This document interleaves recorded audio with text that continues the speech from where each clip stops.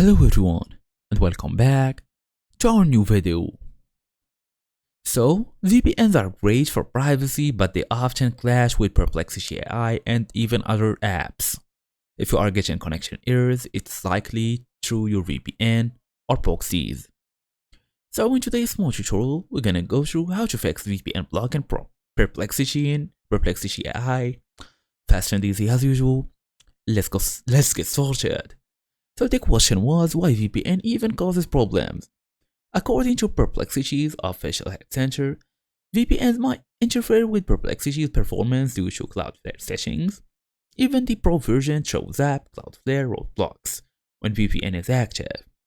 This affects web browser and mobile apps alike. So the solution? Disable your VPN. That's the simplest fix.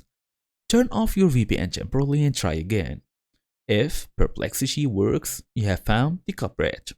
And that's your issue. All you have to do is disable the VPN or at least change it. So, try to add Perplexity to VPN whitelist.